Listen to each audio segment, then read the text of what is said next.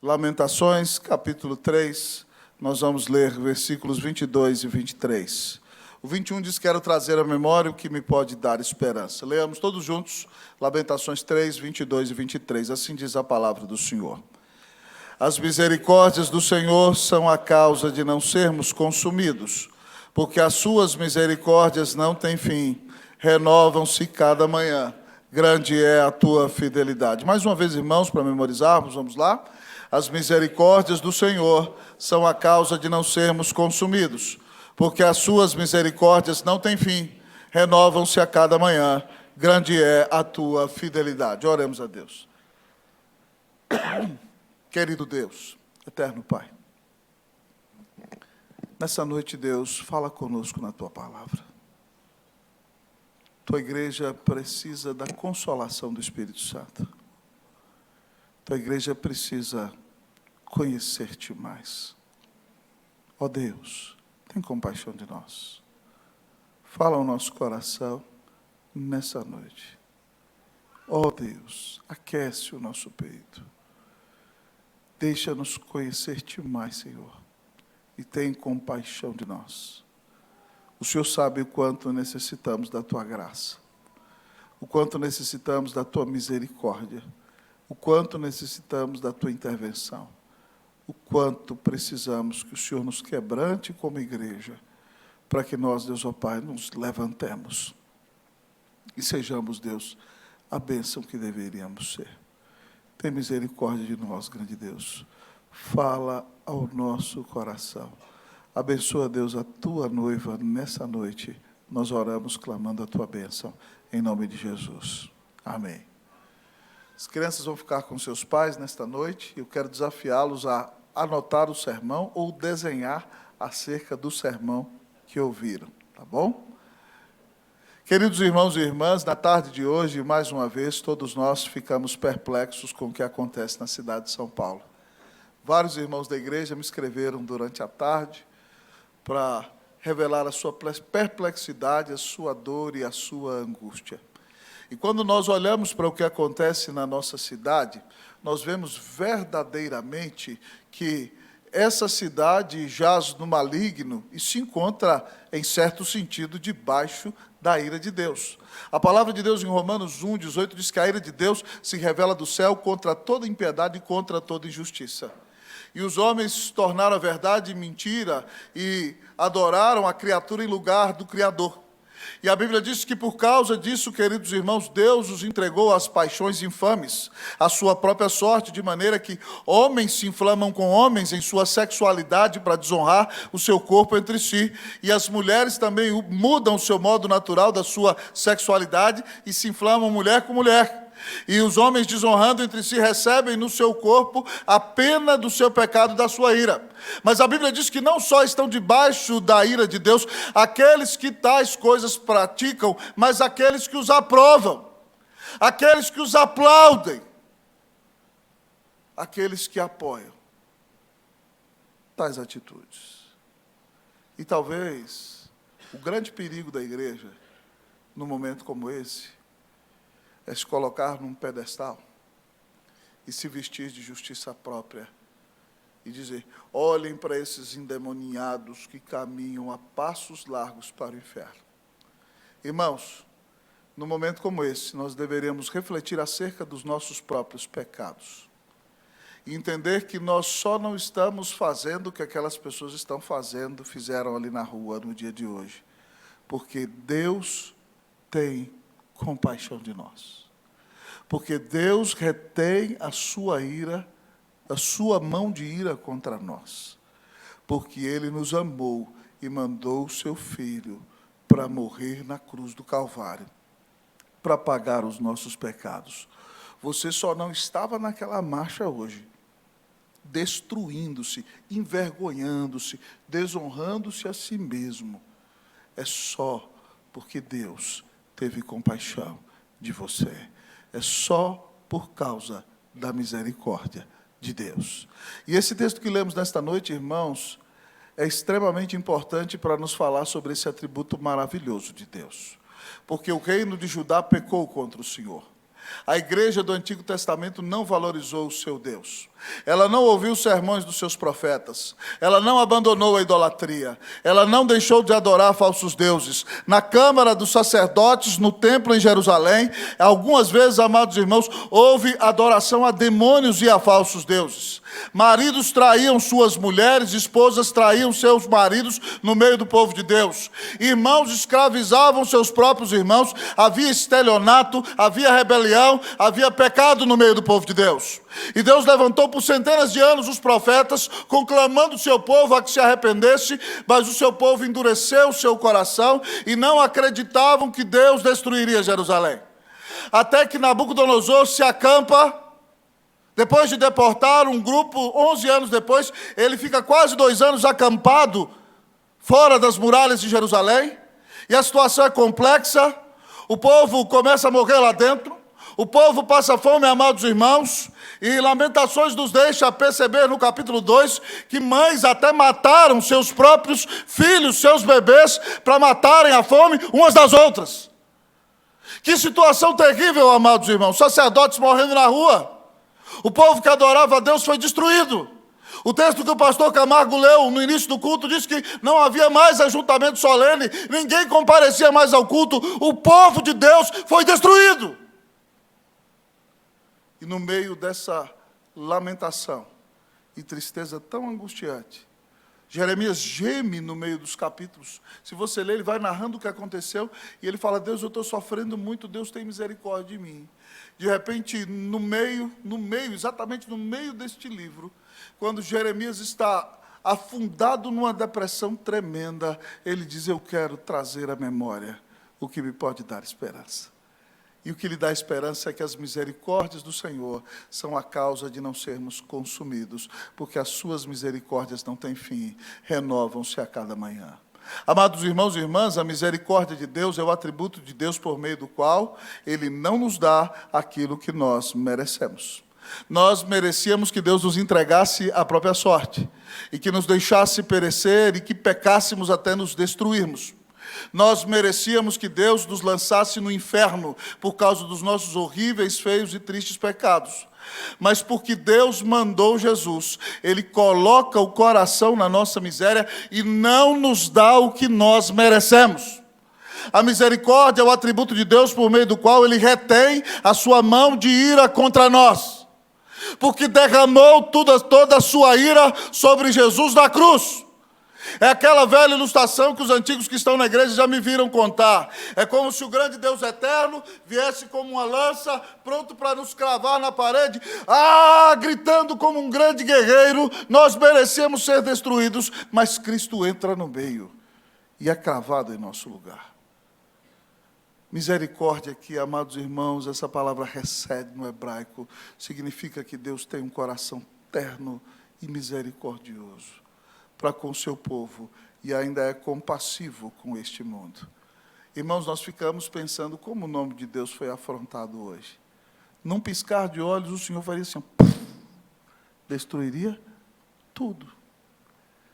Só para humilhar um pouquinho a humanidade, Ele mandou um vírus ínfimo, e não houve nenhuma marcha de rebelião, e todos entraram em desespero. Só para mostrar o seu poder. Mas Deus, amados irmãos, nos deixa perplexos com a sua infinita misericórdia. Deus é misericordioso.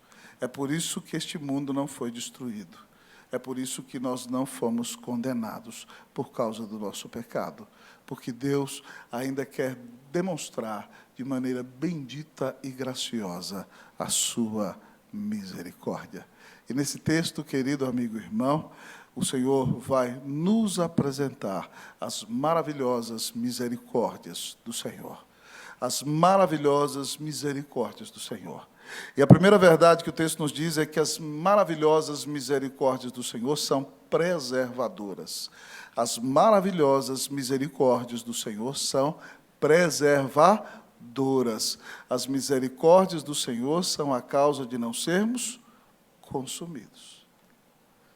Você só não está ardendo no fogo do inferno nesse exato momento, porque Deus resolveu colocar o coração dele na sua miséria. porque Ele resolveu reter a sua mão de ira e derramar sobre você amor terno e misericordioso. Porque Ele mandou Jesus na cruz para morrer e pagar os teus pecados. Você não está no inferno, não está vivendo nesse mundo debaixo da ira de Deus, em total degradação, deterioração de si mesmo, insatisfação e tristeza.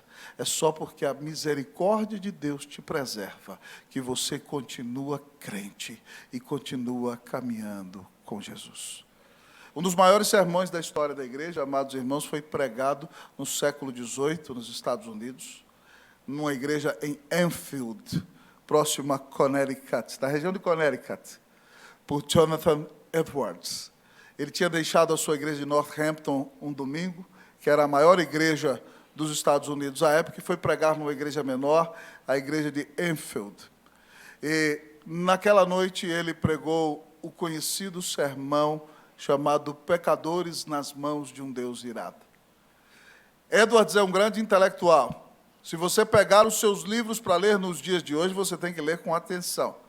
Se você ler as afeições religiosas, ou até esse livretinho, Pecadores nas Mãos de um Deus Irado. E num determinado momento do seu sermão, Edwards começa a descrever: pecadores, vocês caminham como que alguém que caminha em cima de um fio, de uma linha muito tênue. E se Deus chamuscá-la com seu fogo, essa linha se romperá e vocês serão exatamente arremessados no inferno nesse exato momento. Em outro momento ele diz: pecadores, vocês não caem no inferno e não estão agora debaixo da ira de Deus, porque Deus, com sua infinita misericórdia, o sustenta com sua poderosa mão. Se o meu Deus retirar a sua mão, vocês serão arremessados do inferno nesse exato momento. E, amados irmãos, enquanto ele pregava aquele sermão num culto à noite, lendo o sermão com uma vela do lado, sem muitos movimentos e muita eloquência, o Espírito de Deus visitou aquela igreja com uma convicção de pecado tão grande, que as pessoas que ali estavam e ainda não tinham Cristo se agarravam nas colunas da igreja com medo de serem lançadas no inferno, naquele exato momento. Houve grande desespero, houve choro, houve quebrantamento. Ali foi um grande momento para o avivamento espiritual. Pessoas choravam, sentiam o peso do seu pecado. E mesmo Edwards anunciando o Evangelho, foi com muito choro que aquelas pessoas foram consoladas naquela noite. Tamanho o poder e a convicção de pecado que veio do Espírito Santo sobre a vida daquelas pessoas. Até uma pregação como essa, irmão, é demonstração de uma misericórdia que nos preserva. Porque se Deus não quisesse preservar o seu povo, Ele não falaria sobre um inferno. Se Ele não quisesse advertir você misericordiosamente, Ele não contaria a você sobre um lugar de ira, mas Ele quer preservar você. Ele tem compaixão de você. Você só não foi destruído porque Deus é infinitamente misericordioso. Você só não foi jogado no fogo do inferno porque Cristo morreu na cruz para pagar os seus pecados. Então, se você nessa noite quer ser preservado pela misericórdia de Deus, que você se arrependa dos seus horríveis, feios e tristes pecados, que você creia de fato que o Filho de Deus te amou e deu a vida na cruz em seu lugar, que você creia que só Jesus é o caminho, a verdade e a vida, e que Ele é quem pode te reconciliar com o Pai. Ele é quem pode trazer paz para o seu coração. Ele é quem pode te dar vida eterna. Ele é quem te dá justiça perante o tribunal de Deus. Oh, meu querido irmão, oh, minha querida irmã, que nessa noite você se reconcilie com o Senhor, para entender que a misericórdia de Deus preserva a sua vida. Você só não foi destruído, você só não é jogado no inferno, você só não está vivendo entregue ao pecado, porque Deus tem preservado você, tem tido misericórdia de você. As maravilhosas misericórdias de Deus são preservadoras. Deus tem te preservado. Agradeça ao Senhor por isso. Louve ao Senhor por isso. Não é porque você é melhor do que ninguém. É única e exclusivamente por causa da graça de Jesus. Mas Jeremias, no meio da sua angústia, é consolado pelas maravilhosas misericórdias de Deus. E depois de nos apresentar, em primeiro lugar, que as maravilhosas misericórdias de Deus são preservadoras, Em segundo lugar, ele nos apresenta que as maravilhosas misericórdias de Deus são infinitas. As maravilhosas misericórdias de Deus são infinitas. Vamos repetir comigo? Vamos lá? As maravilhosas misericórdias de Deus são infinitas. As misericórdias do Senhor são a causa de não sermos consumidos, porque as suas misericórdias não têm fim. Que bênção maravilhosa, querido irmão, é saber que se nós estamos em Cristo Jesus, a misericórdia de Deus para comigo e para contigo é infinita. Ela nunca acaba. Você não tem a capacidade de esvaziar o saldo da conta da misericórdia de Deus. Se você é de Cristo Jesus, o coração de Deus para contigo nunca vai mudar. Mas pasme comigo, isso não pode ser justificação para que você viva a vida de qualquer jeito, ou viva de maneira desavisada e diz, já que eu sou um eleito, então deixa a vida me levar, a vida leva eu. Vou viver nessa filosofia, eu vou aproveitar o máximo que eu puder, porque as misericórdias de Deus são infinitas para comigo. Se você tem esse raciocínio, você não foi objeto da misericórdia de Deus. Porque quem foi objeto da misericórdia de Deus entende a sua maldade, entende o seu pecado e entende como era a sua vida antes de Cristo Jesus. E quão miserável era essa vida longe de Cristo. Então, se você foi alcançado pela misericórdia de Deus, é como que você fosse cair num precipício e Deus então te segurou e te tirou dali. Você não quer caminhar mais para o precipício. Você agora quer viver para Cristo Jesus. Certa vez, queridos irmãos e irmãs, o grande pregador George Whitefield estava pregando na casa de Lady Chesterton, na Inglaterra, estava pregando para a corte do rei da Inglaterra, e ele pregando então sobre como o homem sem Deus anda, ele começou a descrever o homem sem Cristo como um cego que vai caminhando rumo ao despenhadeiro.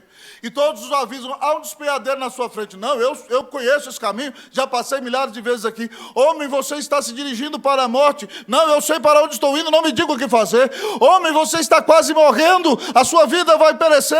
Eu sei para onde eu vou. Ele é cego, irmãos, e ele vai se aproximando do despenhadeiro. E agora a morte já está próxima, e ele está a um passo de cair. E quando o grande pregador George Whitefield pregava com grande eloquência esse sermão, ele descreveu com tanta clareza essa cena, que ele disse, e agora o homem vai cair, a sua alma vai perecer, ele vai ser destruído, vai dar o último passo. Lord Chesterfield estava ali, impactado com aquele sermão, que caiu!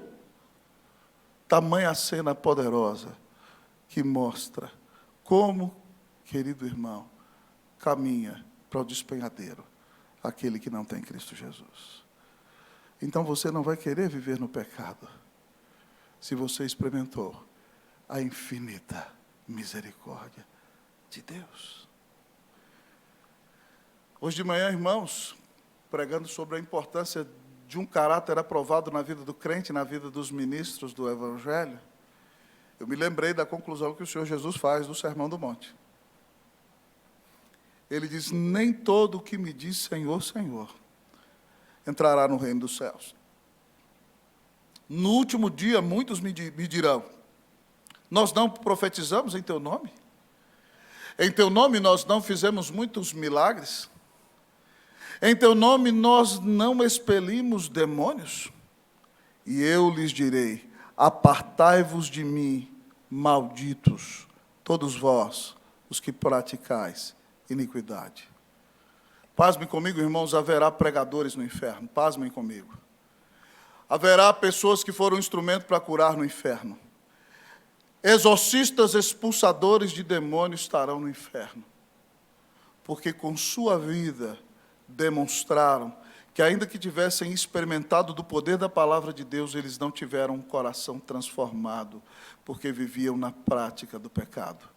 Então, se você me diz que é crente, mas vive em escravidão do pecado, vive em atitude de mentira constante, vive como um adúltero, está envolvido em escândalos de corrupção, vive num projeto de exaltação pessoal, vive como escravo de uma sexualidade deturpada, querido amigo e irmão. Talvez você ache que tem Cristo, mas você está enganado. E se você achar que tem Cristo e está enganado, então você não é objeto das infinitas misericórdias do Senhor. É por isso que nessa noite você precisa avaliar o seu coração e verificar se você de fato está em Cristo Jesus. E se não estiver em Cristo Jesus, você precisa se arrepender e clamar desesperadamente ao Senhor: Senhor, tem misericórdia de mim, pecador. A Bíblia diz que todo aquele que invocar o nome do Senhor será salvo.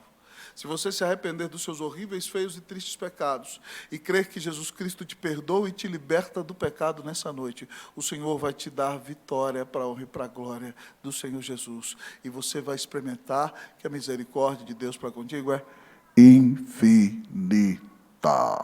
Amém, meu irmão? Que as misericórdias infinitas do Senhor alcancem a sua vida, em nome de Jesus. Você deseja experimentar as maravilhosas misericórdias do Senhor? Amém? As maravilhosas misericórdias do Senhor, conforme nos diz o texto, são preservadoras. As maravilhosas misericórdias do Senhor são infinitas. Mas, em terceiro lugar, o texto diz que as maravilhosas misericórdias do Senhor são renovadas. As maravilhosas misericórdias do Senhor são renovadas. Todo crente tem que saber esses dois versículos de cor. As misericórdias do Senhor são a causa de não sermos consumidos, porque elas não têm fim. Não têm fim? Renovam-se a cada manhã. Você já parou para pensar que você viveu um dia complicado ontem? Tropeçou, não orou, não leu a Bíblia, não pregou para ninguém, ficou irritado, causou confusão, não deu bom testemunho. Você parecia mais um ímpio endemoniado do que um crente. Mas você foi para casa, dormiu, até esqueceu de orar. Mas no outro dia de manhã você levantou e falou assim: meu Deus, ontem meu dia foi uma tragédia. E você dobra o seu joelho, pede: Senhor, tem misericórdia de mim, me enche do teu Espírito Santo, perdoa os meus pecados, abençoa-me nesse dia. E aí a Bíblia diz que as misericórdias do Senhor, logo no início da manhã, são renovadas para com você. Deus renova a conta da misericórdia. Que bênção, irmão. Você gasta, ela nunca acaba. Você levanta cedo de manhã e aí então as misericórdias estão todas renovadas para com você. Deus continua retendo a mão dele de ira. Deus não te entrega a própria sorte. Deus não te dá o que você merece. Deus é extremamente compassivo para com você. Oh, meu querido irmão, as misericórdias do Senhor são renovadas. Se Deus renova para conosco a sua misericórdia, então é extremamente importante que nós tenhamos um coração arrependido. É extremamente importante que nós tenhamos um coração agradecido. É extremamente importante que nós tenhamos um coração adorador. Se nós entendemos a nossa maldade, e se nós entendemos que merecíamos que Deus derramasse sobre nós a sua ira, que Ele escondesse o seu rosto de nós, e de repente Ele brilha a glória do seu rosto todas as manhãs, Ele sorri com uma face graciosa para conosco, Ele fala conosco no seu evangelho, Ele nos enche do seu Espírito, Ele renova a nossa alegria. Meu querido amigo e irmão, nós temos que ser as pessoas mais felizes e mais agradecidas desta terra. É por isso que o Salmo 136 diz: rendei graças ao Senhor porque Ele é bom, porque a sua... Está devagar, eu vou repetir. Rendei graças ao Senhor porque Ele é bom. Vocês falaram outra parte? Porque as suas... Rendei graças ao Deus dos deuses, porque Ele é bom, porque as suas...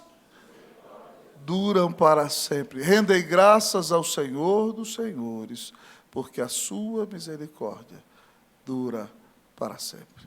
Irmão, você pode ser cabeça dura do jeito que for. Você pode ser difícil do jeito que for. Se Jesus morreu por você, você não gasta a misericórdia de Deus.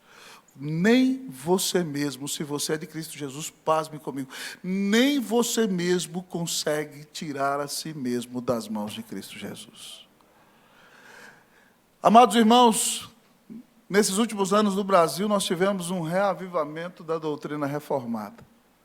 Deus usando irmãos preciosos, pastores queridos, como o reverendo Hernandes, reverendo Augustos. Em muitas das nossas igrejas nós recebemos irmãos oriundos das igrejas batistas, das Assembleias de Deus, de outras denominações. E muitos deles ouvem os sermões e chegam no gabinete pastoral. E quando nós sentamos e mostramos na Bíblia para esses irmãos que eles não perdem salvação, eles ficam, irmãos, maravilhados. Eles falam, eu não acredito nisso. Tinha dia que eu dormia salvo, amanhecia no inferno. E de repente, no meio-dia, eu já estava salvo de novo. Mas de noite eu estava no inferno. E eu ia do céu para o inferno, do inferno para o céu, do céu para o inferno, do inferno para o céu, porque eles acham que perdem salvação. Mas de repente, amados irmãos, quando eles vêm para a fé reformada, estudam conosco as Escrituras, e nós mostramos que a salvação deles não depende deles. Como disse o Senhor Jesus, não fostes vós que me escolheste, mas eu vos escolhi a vós outros. Como ele diz, todo aquele que o Pai me dá, esse virá a mim, e todo aquele que vier a mim, de modo nenhum o lançarei fora, como ele diz em João 6,37. Ou então João 6,44, ninguém pode vir a mim se o Pai que me enviou não o trouxer, e eu ressuscitarei no último dia. E quando a gente mostra para esses irmãos que eles não perdem salvação, irmãos, é como se o sol brilhasse diante deles. E eles vêm para a igreja presbiteriana e se apaixonam pelas doutrinas da graça, e começam a estudar a nossa teologia, e eles falam, como esses presbiterianos de origem são tão desanimados? Eles têm verdades tão maravilhosas e nem conhecem essas verdades. E nem proclamam essas verdades. Porque eles são impactados, amados irmãos, com essa misericórdia que é renovada. Que você não perde, porque não depende de você. Eu sempre digo a esses irmãos, você não pode perder algo que você não ganhou. Deus não mandou o Filho dele morrer numa cruz para que você pudesse perder salvação. Nós custamos o sangue do eterno Filho de Deus. E é por isso, irmãos, que toda manhã, a conta da misericórdia está renovada. Louvado seja Deus. Amém, meu irmão? Toda manhã. Então deixa de ser desanimado. Deixa de ficar deprimido por pouca coisa. Deixa de olhar para as circunstâncias. Você é objeto da misericórdia de Deus. Ela não acaba. Aleluia. Ela se renova a cada manhã. Mas, amados irmãos e irmãs, por que tudo isso? O texto nos apresenta as maravilhosas misericórdias do Senhor. As maravilhosas misericórdias do Senhor, como vimos, são preservadoras, são infinitas e são renovadas. Mas por que nós podemos ter essa certeza? Porque, em último lugar, o texto nos diz que as maravilhosas misericórdias do Senhor são fruto da fidelidade de Deus. As misericórdias maravilhosas do Senhor são fruto da fidelidade de Deus. O texto nos diz,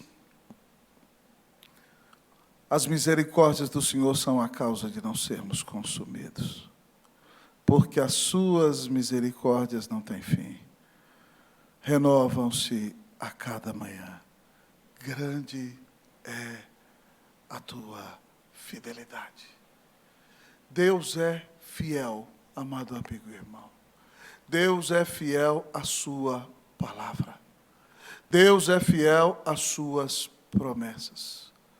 Deus é fiel a tudo aquilo que Ele revelou em sua Escritura. Tudo aquilo que Ele promete, Ele cumpre. E se Ele escolheu você antes da fundação do mundo e mandou Cristo morrer em seu favor, porque Ele tem compromisso consigo mesmo, Ele então vai cumprir tudo aquilo que Ele planejou para você. Deus é fiel. Esse atributo de Deus, na teologia, nós o chamamos de a veracidade de Deus, ou a fidelidade de Deus, que significa que Deus é fiel a si mesmo, fiel ao seu próprio caráter, de maneira que Ele vai cumprir todos os seus planos decretados antes da fundação do mundo, e vai cumprir tudo aquilo que Ele prometeu em sua palavra. Você percebe isso? Tudo aquilo que o Antigo Testamento prometeu com respeito a Jesus se cumpriu. O Antigo Testamento disse que Ele ia, querido amigo e irmão, nascer em Belém, e Ele nasceu em Belém. O Antigo Testamento disse, querido amigo e irmão, que Ele ia ser cravado numa cruz, e Ele foi cravado numa cruz. O Antigo Testamento disse, querido amigo e irmão, que ele ia ser sepultado na sepultura de um rico, e ele foi sepultado na sepultura de um rico. O Antigo Testamento disse que apareceria uma estrela no céu quando ele nascesse, e apareceu a estrela no céu. O Antigo Testamento diz que ele ressuscitaria dentre os mortos, e ele ressuscitou. Querido amigo e irmão, tudo que a palavra de Deus prometeu no que diz respeito a Jesus, ele cumpriu. Também lá, amados irmãos, no livro de Josué, quando Deus prometeu que o povo entraria na terra, lá em Josué, no capítulo 23, ele disse que nenhuma das palavras do Senhor caiu por terra, tudo se cumpriu. Deus é o Deus que cumpre a sua palavra. Deus é o Deus fiel. Ainda que eu e você não permaneçamos fiéis, Ele permanece fiel. Um dos cânticos que eu mais gostava de cantar quando nós estávamos no Chile era o Salmo 118. Em espanhol ele é assim: Alabad a Jehová, naciones todas, pueblos todos, alabadle, porque ha engrandecido sobre nosotros su misericordia y la fidelidad de Jehová es para siempre, aleluya, amén, y la fidelidad de Jehová es para siempre, aleluya, amén. E aí nós botávamos a igreja para cantar em voz, uma parte cantava, outra era uma festa. Louvai ao Senhor, todos os gentios, diz o Salmo 118, louvai povos e nações, porque Ele tem aumentado para conosco a sua misericórdia, e a fidelidade do Senhor dura para sempre. Aleluia, amém. É por isso, irmãos, que um dos hinos que eu ainda mais gosto, é um hino que eu aprendi quando pequenininho, na igreja presbiteriana. O primeiro hino que eu aprendi, irmãos, eu tinha 5 anos, eu ganhei meu primeiro hinário da minha avózinha linda, que está com 95 anos, quando ela me levava para as reuniões de oração. Até pouco tempo, lá na casa da minha mãe, estava esse hinário. Depois de muitas mudanças, ele desapareceu, com a dedicatória. E ali eu aprendi a cantar aquele hino maravilhoso que diz: Tu és fiel, Senhor, cante comigo, ó Pai celeste, teus filhos sabem que não falharás, nunca mudaste, tu nunca faltaste, tal como eras, tu sempre serás. Tu és fiel, Senhor, Tu és fiel, Senhor, dia após dia, com bênção sem fim. Tua mercê nos sustenta e nos guarda. Tu és fiel, Senhor, fiel assim. Deus não é homem para que minta, nem filho do homem para que se arrependa. Ele é fiel. E se Ele tem misericórdia de você, Ele a levará a bom termo. Ele vai guardar o seu tesouro até o dia final. Louvado seja Deus. Ao pensar nessa palavra nessa noite, minha sincera oração é que Deus desaloje do seu coração qualquer atitude de legalismo, qualquer atitude de soberba e qualquer atitude de viver com base em comparação. Porque comparados com a santidade de Deus, todos nós estaremos perdidos. Você só não está afundado no pecado, porque as misericórdias de Deus são maravilhosas para contigo. O texto nos ensinou nessa noite que as maravilhosas misericórdias do Senhor são, amados irmãos, preservadoras, infinitas, renovadas, fruto de sua fidelidade. Se você foi alcançado por tão grande amor, por tão grande salvação, nessa noite eu quero desafiar você a se arrepender dos seus pecados, a colocar sua vida diante de Cristo Jesus. Do mesmo jeito em que você tem que agradecer por não estar naquela marcha, porque a misericórdia do Senhor te alcançou, mas também você tem que pedir perdão a Deus, porque essa marcha só acontece na sua cidade porque você não tem sido a bênção que deveria ser. Você não tem aberto a sua boca para falar de Cristo Jesus. Você não tem dado testemunho de uma vida de fidelidade na presença de Deus. Você não pega os folhetos lá da igreja e sai distribuindo na rua como alguns poucos irmãos da nossa igreja fazem. Você não ora por um avivamento nessa cidade. Você nem sequer pede a Deus que te use para ganhar uma alma sequer. Você vive ensimesmado no seu mundinho, olhando só para o seu próprio umbigo e não tem misericórdia de ninguém. E não se preocupa com ninguém. E não fala de Jesus para ninguém. E é por isso que esse mundo vai caminhando a passos largos para o inferno. Porque você deixou de fazer aquilo que tinha que fazer.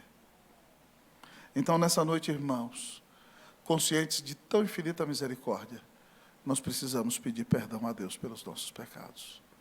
Se você, querido irmão, que é objeto das misericórdias maravilhosas do Senhor, quer pedir perdão a Deus pelos seus pecados, quer pedir a Deus que mude a sua vida, que tire você desse marasmo, dessa frieza, dessa mesmice, desse jeito de viver empurrando com a barriga, de não ter uma agonia para falar de Jesus para todos aqueles que passam na sua frente, de não estar entregando a sua vida por amor do Senhor.